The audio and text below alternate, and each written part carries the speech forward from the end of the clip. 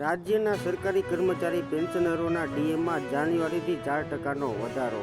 હાથરસ ધક્કા મૂકી 2 મહિલા સહિત બાબાના 6 સેવાદારોની ધરપકડ. જરૂર પડશે તો ભોલે બાબાની પૂછપરછ કરાશે. સૌરાષ્ટ્ર યુનિવર્સિટીના કાર્યકારી કુલપતિ તરીકે ડોક્ટર કમલ ડોડિયા નિયુક્ત.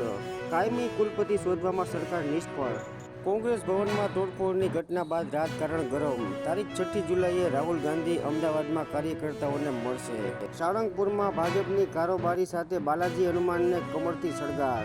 મોરબીના કેરાળા ગામે નિશાચરોનો તડકાટ. પરિવાર ઊંઘતો રહ્યો. તસ્કરો 3.52 લાખની મત્તા ચોરી ગયા.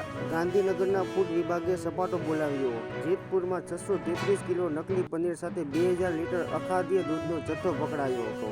વાયુ પ્રદૂષણના કારણે દિલ્હીમાં વર્ષે 12,000, અમદાવાદમાં 2500ના મોત. લોકસભા ચૂંટણીમાં વોટશેર અંગે એડીઆરનું વિશ્લેષણ. લોકસભા ચૂંટણીમાં કુલ 279 સાંસદોએ 50%થી વધુ મત મેળવ્યા. એસસીઓમાં જયશંકરની ચીનના વિદેશ મંત્રીને ચેતવણી. ચીને એલએસીનું સન્માન કરવું પડશે. સંબંધો સુધારવા રસ્તો શોધવો પડશે. રાહુલ ગાંધીના નિવેદન બાદ આર્મીની સ્પષ્ટતા. અગ્નિવીર અજયના પરિવારને ₹98.39 લાખ ચૂકવાયા. બેરિલ વાવાઝોડાના લીધે કેરેબિયન ટાપુમાં 7ના મોત. ભારે તારાજી. મોટાભાગની ફિશિંગ બોટો ક્ષતિગ્રસ્ત થઈ ગઈ. ઘટતા જતા સમર્થન છતાં બાઇડેનનો પ્રેસિડન્ટ પદની રેસમાં હોવાનો દાવો. કમલા હેરિસ ટ્રમ્પને ટક્કર આપવા વધુ સક્ષમ. બિટકોઇનમાં નરમાઈ. આગળ વધતા ભાવ તૂટીને $58,000ની અંદર. સૌરાષ્ટ્રમાં 8.50 ઇંચ વરસાદે ડેમોમાં જળસંગ્રહ 10% વધ્યો. રાહુલે હિન્દુત્વનું અપમાન કર્યું નથી. તેઓ મોદી શાહને ભારે પડ્યા. ઉદ્ધવ. વડાપ્રધાન મોદી 8થી 10 જુલાઈ રશિયા અને ઓસ્ટ્રિયાના પ્રવાસે. 22મી ભારત રશિયા વાર્ષિક શિખર પરિષદમાં ભાગ લેશે.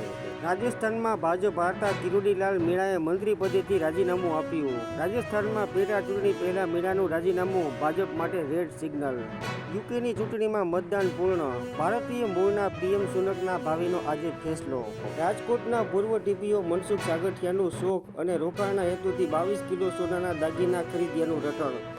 નીટ રદ ન કરવા ગુજરાતના 50થી વધુ વિદ્યાર્થીઓની સુપ્રીમ કોર્ટમાં અરજી. શૈક્ષણિક વર્ષ શરૂ થયાના 2 મહિના પછી પણ પુસ્તકો મળતા નથી. 2 સીટ અને 1 સમિતિ ઓછી પડી. પૂર્વ ટીપીઓ મનસુખ સાગઠિયાની કરોડોની મિલકતોની તપાસ માટે સીટની રચના.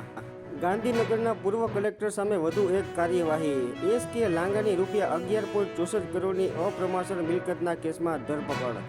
ભાવનગર જિલ્લાના જેલમાંથી મોબાઈલ ફોન ચાર્જર મળ્યું. શૌચાલયની પાછળના ભાગે ખાડો કરી છુપાવ્યો હતો.